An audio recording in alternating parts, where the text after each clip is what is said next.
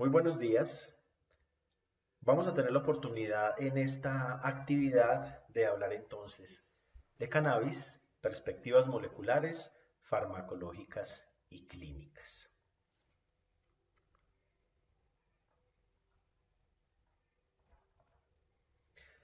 Sabemos que nuestro complemento más claro definitivamente se encuentra en la naturaleza. La historia nos ha llamado la atención frente a aspectos de desarrollo etnofarmacológico. Y lo primero que apareció para precisamente conectarnos y obtener solución a diversos problemas que ocurrían en el organismo era a través de productos naturales. Fuimos entonces y buscamos qué había precisamente en plantas para poder materializar y poder eh, confrontar de alguna manera todos estos problemas. En el campo de cannabis, sin embargo, consideramos que algunos se toman muy a pecho esa relación que pueden tener inclusive con la naturaleza. Este escenario de la relación que tenemos con cannabis no es ajeno solamente en Colombia como uno de los países representados en Latinoamérica frente a esta situación, y quiero mostrarles que de acuerdo a algunas estimaciones, para el 2017, cerca de 8 millones de colombianos de alguna forma estuvieron cerca a cannabis con consumo, lo que quiere decir que un porcentaje muy importante de la población no es ajeno a qué puede ocurrir tras la utilización de esta planta. Desde el ambiente botánico, desde la caracterización botánica, tendríamos que decir frente a cannabis, que es del género Cannabacea. Las especies que están asociadas a este género son Sativa, Indica y Ruderalis. En nuestro país predomina mucho Sativa. También se conoce como marihuana, cáñamo, hachís. Hachís es una connotación de nombre mucho más utilizado en Medio Oriente y nos habla de la resina que se obtiene de las flores con una alta concentración de cannabinoides dentro de su proceso de manejo y de extracción. No es la que fundamentalmente encontramos en nuestro medio. También la han llamado María la Silvestre dentro de la nomenclatura popular y en algunas ocasiones nos encontramos con nombres tan llamativos como cilantro galáctico. Esta es una representante de cómo puede generar florescencia este tipo de plantas, plantas que tienen un crecimiento grande, plantas que tienden a adaptarse relativamente fácil a los sistemas de cultivo e iluminación donde se trabaja. No es reciente lo que tenemos del conocimiento de cannabis, de esta planta. Tenemos descripciones de 2737 a.C. El emperador Shen Nung ya describe su uso para el tratamiento de beriberi, alteraciones en el movimiento, malaria, gota y condiciones dolorosas. Cómo se podía consumir a través de infusiones, inclusive a través de emplastos y otros sistemas de utilidad para la planta. ¿Qué ocurrió? Esta es la ruta por la cual la marihuana empezó a conocerse en el resto del mundo.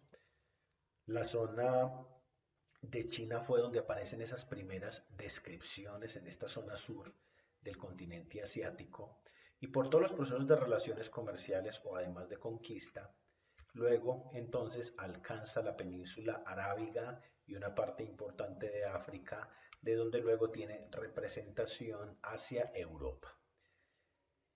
En el siglo, entre el siglo XIV y el siglo XV, donde empiezan a gestionarse además todas las exploraciones hacia el Nuevo Mundo, pues obviamente es llevada e ingresa al continente americano, de donde empieza a tener influencia para el resto de todas las zonas representativas de esta parte del mundo. Este es el recorrido histórico entonces que sufrió la marihuana en su propagación como planta.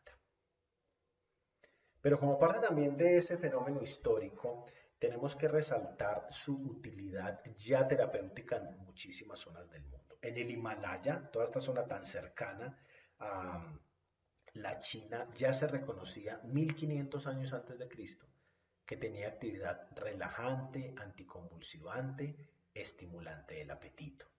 600 años antes de Cristo los persas ya reconocieron algunos efectos excitantes y aparecía de uso en escenarios religiosos como incienso. En 1799, ya estamos hablando de una historia un poco más cercana a estos aspectos históricos, Napoleón logra introducir a partir de sus viajes a Egipto y sus viajes a África cannabis hacia el viejo continente.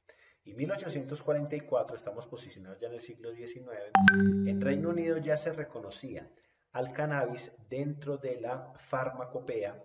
De hecho, ya se le reconocía con un papel importante dentro del campo de la epilepsia.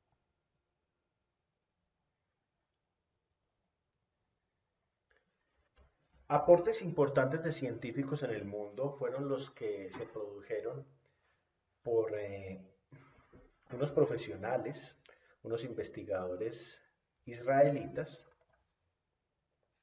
y en esta década del 60, Rafael Mechulan y Tijil Gaoni identificaron dentro de la planta, pero además aislaron THC, el que reconocemos como delta 9 tetrahidrocannabinol, una de las sustancias que se reconoce con mayor actividad dentro de los extractos que se pueden obtener de la planta.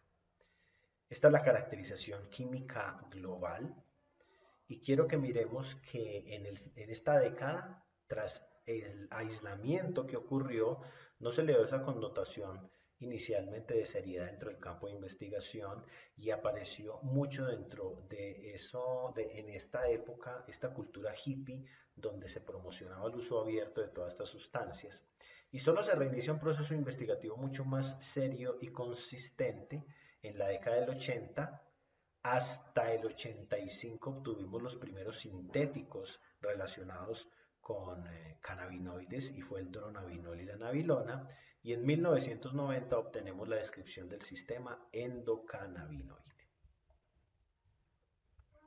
Para el caso Colombia, el cultivo y la manipulación relacionada con cannabis ocurre el siglo pasado, en 1920, y hay una estigmatización muy grande que aparece, hay un conflicto acá, aún no está bien definido, pero parece que de forma paralela al concepto de abuso y dependencia que se le estaba marcando, aparecía más un fenómeno de pago de impuestos. Esto le ocurrió a muchas sustancias de las que se abusa, el alcohol, que tiene un impacto dentro del sistema nervioso muy agresivo, podríamos hablar que desde cierto perfil un poco más agresivo aún que el que puede generarse a partir del consumo de cannabis, es una sustancia que reconocemos en este momento de forma legal y no se le da una connotación de farmacodependencia, diferente a lo que puede ocurrir con sustancias como cannabis, que el no pago de impuestos le empieza a dar una connotación diferenciadora.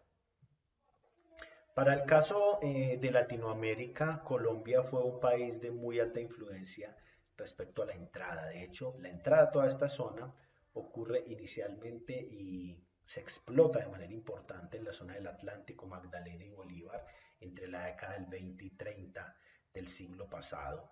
En Antioquia y Cauca para 1960 es donde se encuentran los mayores cultivos alrededor de cannabis y nos encontramos, bien interesante este dato, que para 1970 el viejo Caldas fue una de las zonas más representativas, Caldas, Quindío y Risaralda, de la siembra y del manejo de cannabis, de marihuana.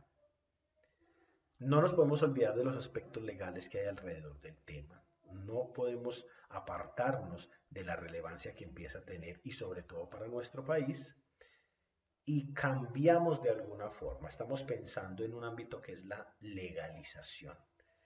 Quiero hacer aquí énfasis en la presentación y la aparición de la Ley 1787 del 2016, donde empieza a reglamentarse tanto la utilización desde el campo médico como científico del cannabis y sus derivados.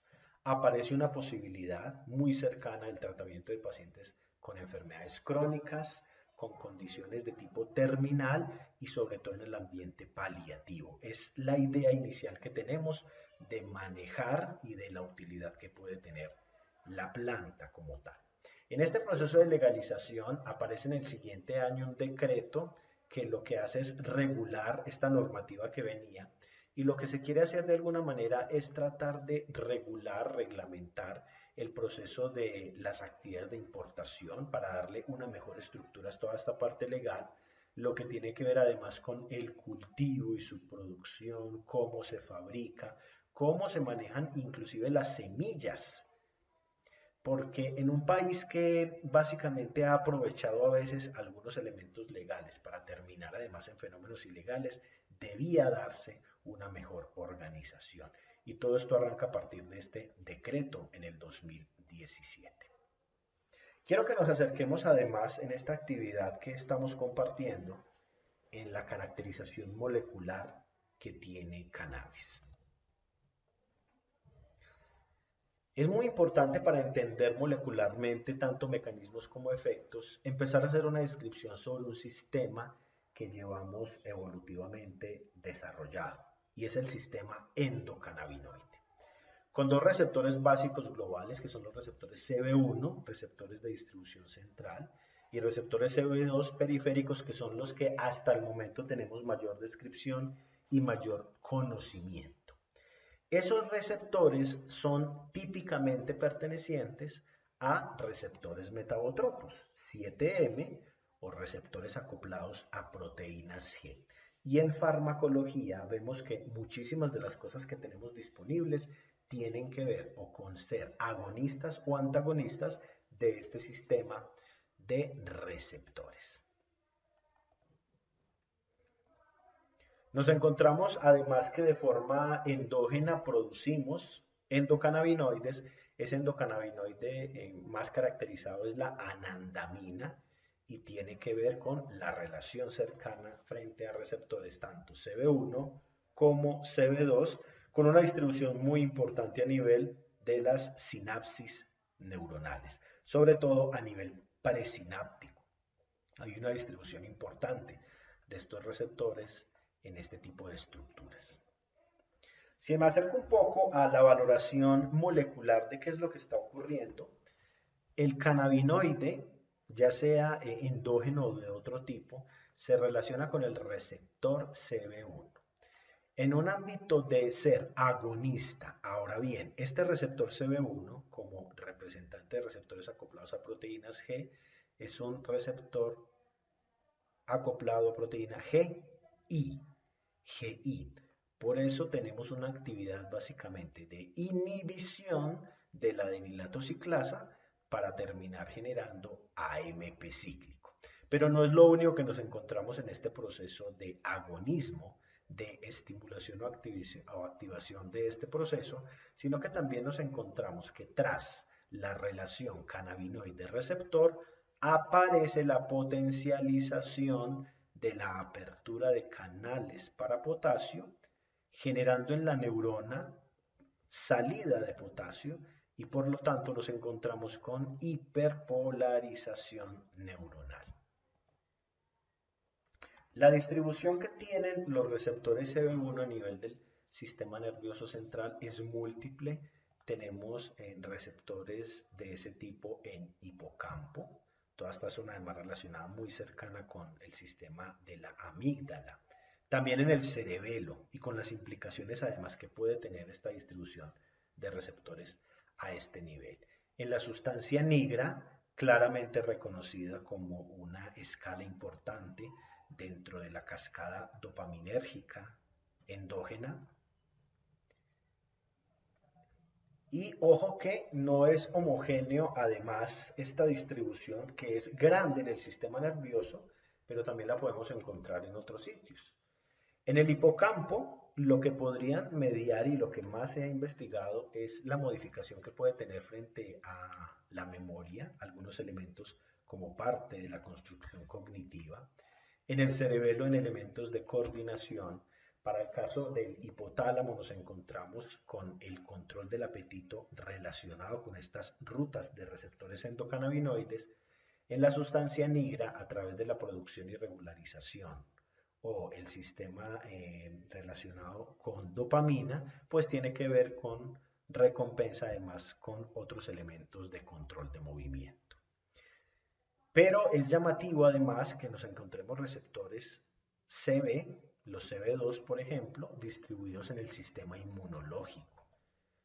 Y estos receptores CB2 los vamos a encontrar en células que aparentemente no tienen una relación directa con esos cambios en el sistema nervioso, pero son responsables de qué es lo que ocurre frente a la modulación inmunológica propia de los endocannabinoides. Esto nos habla entonces de la extensión que podría tener una terapia que se fundamentara en cannabinoides, impactos en el sistema nervioso, pero también impactos a nivel periférico. ¿Qué ocurre entonces con el manejo de cannabis respecto a su potencialidad de prescripción? Pues para poder entender esto tendremos que entender muchos elementos más que complementan la evaluación desde el campo farmacológico. Y vamos entonces a tocar ese aparte precisamente.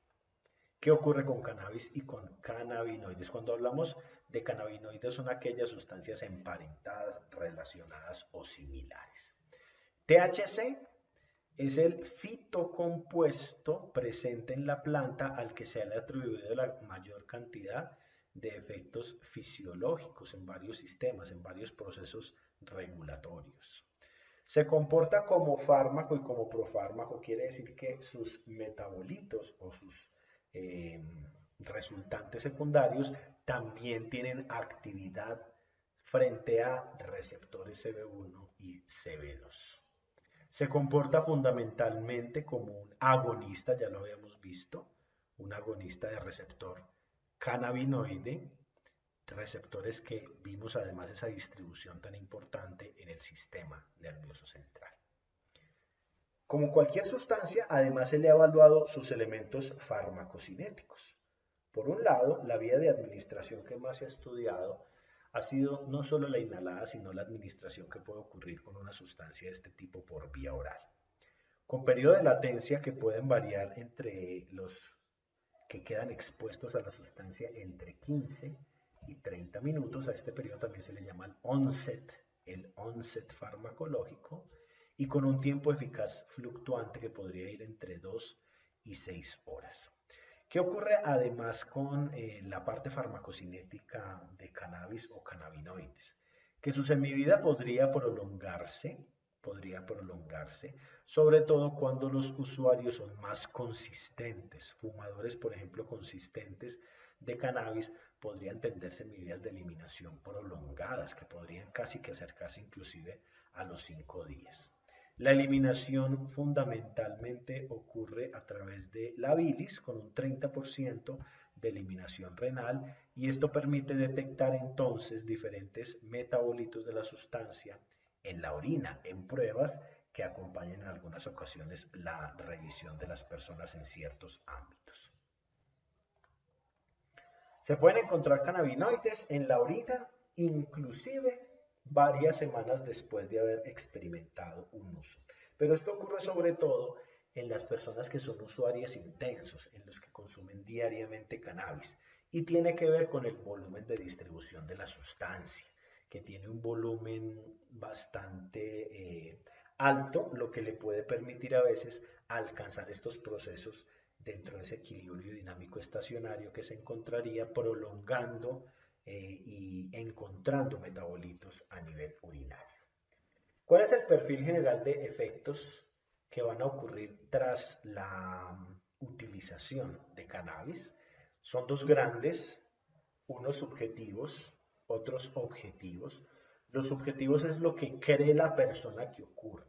Los objetivos es lo que la investigación me permitió medir de manera real. Dentro de la subjetividad es un fenómeno relajante de bienestar, muy parecido a lo que ocurre al principio de la toxicidad etanólica, pero sin llegar al punto o el riesgo de un fenómeno agresivo que en algunos escenarios podría acompañar el uso de etanol. En este caso, frecuentemente los que consumen cannabis advierten de esta situación de sensación relajante y de bienestar.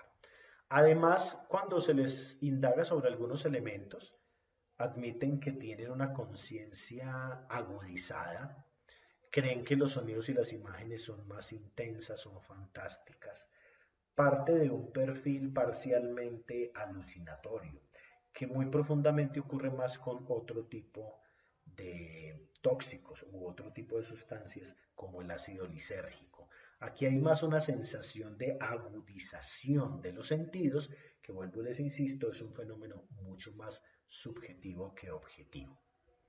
Por otra parte, cuando ya se ha evaluado fisiológicamente qué cambios se producen, se encuentran dentro de los diferentes test alteraciones en la memoria a corto plazo, alteración de la coordinación motora, hipotermia, fenómenos analgésicos que empiezan obviamente a entrar dentro de esa perspectiva de utilidad, un efecto antiemético, incremento del apetito, esto es bastante constante dentro de la valoración objetiva.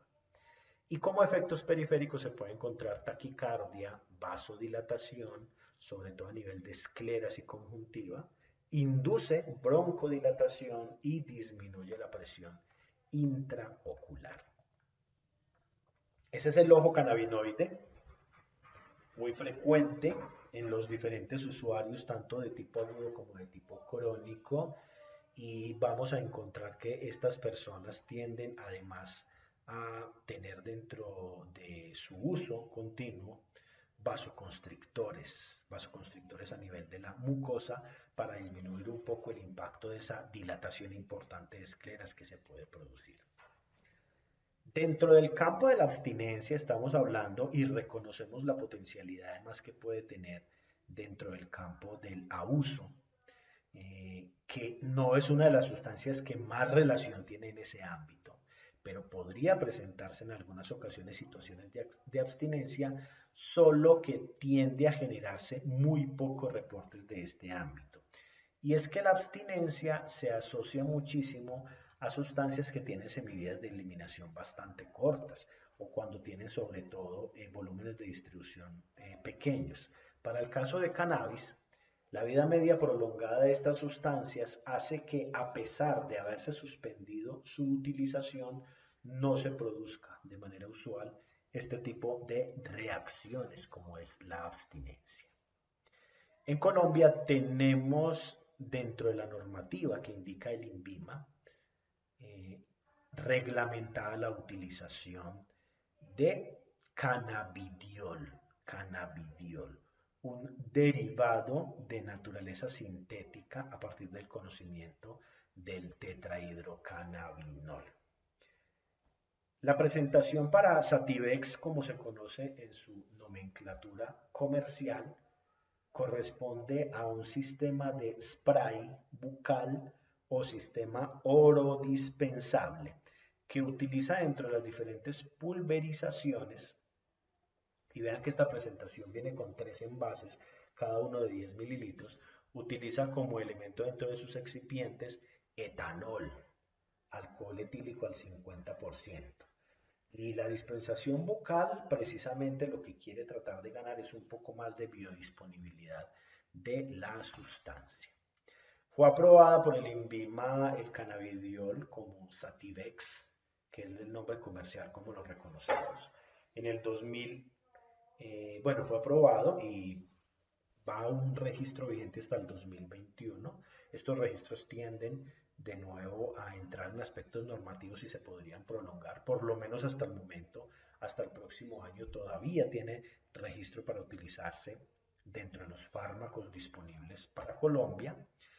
Y su indicación básicamente es como tratamiento coadyuvante para la mejoría de síntomas en pacientes con espasmos musculares relacionados con esclerosis múltiple y que no han respondido a otros medicamentos.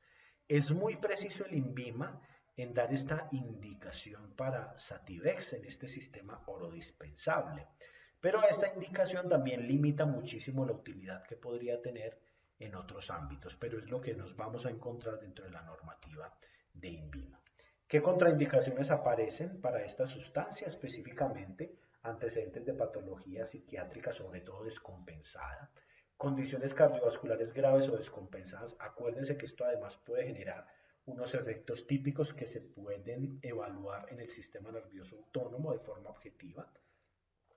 No aparece una indicación específica para utilizarse en embarazo y lactancia, ni puede utilizarse en menores de 18 años. Se pueden utilizar de una hasta máximo 12 pulverizaciones al día, de ahí la presentación en tres productos que vienen en una caja. Y hay que tener en cuenta este máximo, porque es lo que ha evaluado ya la evidencia a través de investigaciones. Entre una y hasta 12 disparos. Se comporta como sustrato inhibidor el cannabidiol de citocromos, muy frecuente la relación con 3 a 4. Hay que tener, por lo tanto, cuidado con uso concomitante de algunos antibióticos, de sustancias como el ketoconazol. La verdad es que cada vez utilizamos mucho menos el ketoconazol por vía oral. Es más frecuente la utilidad del fluconazol, con el que podría tener cierto riesgo también de interactuar. Y para el campo de los antirretrovirales, con el ritonavir. Con el ritonavir se puede generar una interacción a nivel del metabolismo. Puede presentar efecto aditivo con algunos otros sedantes. Ya habíamos revisado el capítulo de sedantes, de hipnóticos sedantes. Estas sustancias se comportan también como bloqueadores de cascadas biológicas a nivel del sistema nervioso. Entonces piensen en qué ocurriría, además adicionarle también sustancias de tipo bloqueador del sistema nervioso. Y además con miorelajantes se puede potencializar mucho los efectos que se pueden obtener. De tal manera que hay riesgo de presentarse mareos, caídas, fatiga, sensación de cansancio. No cualquier persona podría recibir este tipo de sustancias, entonces hay que perfilar muy bien qué pacientes son los que pueden requerir esta sustancia. El dronabinol previamente lo teníamos disponible en Colombia, es otro cannabinoide de tipo sintético, ya se suspendió como tal el registro. Las indicaciones que venían y que siguen utilizándose en algunas partes del mundo es para anorexia en pacientes que tienen pérdida de peso asociado a cáncer y con VIH-Sida. Pero también aparece para la regulación de elementos como náuseas y vómito en pacientes que se someten a quimioterapia antineoplásica. La nabilona no tiene registro en Colombia, es también un cannabinoide de tipo sintético, y las indicaciones en el mundo aparecen para el manejo de náuseas y emesis, donde han fallado otras estrategias de manejo, tipo ondansetron u otros modificadores de náuseas y vómito. El libro de Rank y Dell de farmacología, libro que utilizan en Oxford, tiene un capítulo bastante interesante. Ya vamos en una edición posterior, pero se sigue conservando una aseveración que hace el revisor en este capítulo de cannabis y dice: como sustancia adictiva, esta clasificación es bastante discutible. Los cannabinoides tienen menor capacidad de generar dependencia respecto a sustancias como opioides, nicotina y alcohol. ¿Qué nos quiere decir? Que la utilidad terapéutica de estas sustancias es bastante marcado y a veces hay un temor no bien fundamentado de qué puede ocurrir tras la utilización un poco más abierta en la población. Probablemente nos sigue arrastrando mucho el estigma de qué pasa cuando uno formula cannabis a un paciente. Pero con estos conceptos tenemos que dar un paso adelante frente a esa estigmatización global. En Colombia hay múltiples iniciativas bien interesantes. Esta es una, Caucannabis. Farmacielo es una multinacional que quiere venir a explotar esta reglamentación que se está dando en Colombia alrededor de cannabis medicinal. Canabecol, Canavida, son varias instituciones, bueno, son algunas de las representantes que están tratando de darle un cambio importante a la utilidad de cannabis, sobre todo en la perspectiva médica. Cannabis es una institución que arranca en el 2014 cuando aparece la posibilidad de normatizarse la utilidad de cannabis en el campo de salud. Empieza a generar sus actividades en Caloto, Cauca, zona reconocida como conflictiva en Colombia, donde hay cultivos importantes de cannabis y bueno, de otras sustancias. Pero lo interesante de esta iniciativa era que quería relacionarse con resguardos que ya venían manejando el tema del cultivo de cannabis. Ese resguardo, específicamente el resguardo indígena de Toes en Caloto, brindó la posibilidad de ofrecer una perspectiva de la comercialización con esa utilidad representativa de cannabis. Oportunidades únicas que aparecieron, esto es parte de los productos. Esta sustancia no viene realmente para administración parenteral, viene en un sistema de dispensación en gotas, en una jeringa, pero lo que se obtiene ahí es un extracto puro de cannabis, un extracto alcohólico bastante concentrado y que debe dosificarse por gotas y debe saberse muy bien cómo se debe utilizar. No es simplemente utilice todas las gotas que cree, sino que debe ser indicado por un médico que reconozca todo lo que hay frente a este tema, la importancia que hay en la modificación de elementos de salud. Cada año se está llevando en diferentes zonas del país, sobre todo en la zona sur, encuentros no solo nacionales, sino de tipo internacional, donde hay agendas de tipo académico, comercial, y se quiere hablar cada vez más y de manera más abierta de la potencialidad del cannabis.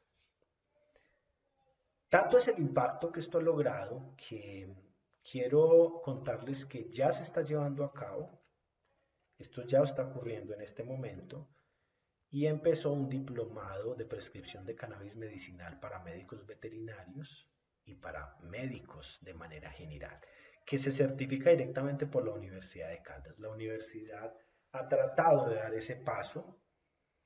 Hay una especialización que se llama Maestría en Culturas y Droga, donde se le da una connotación diferente al tema. Tema que cada vez es un más, tiene una connotación de mayor responsabilidad. Todos los que estamos dentro del ámbito de salud, estudiantes que van a estar en proceso de formación, ya los profesionales, los médicos ya graduados, los especialistas, deben acercarse cada vez más a este concepto porque esto es una tendencia clara que vamos a vivir dentro de la inmersión de nuevas terapéuticas para poder modificar las condiciones tanto de salud como de enfermedad de nuestra población.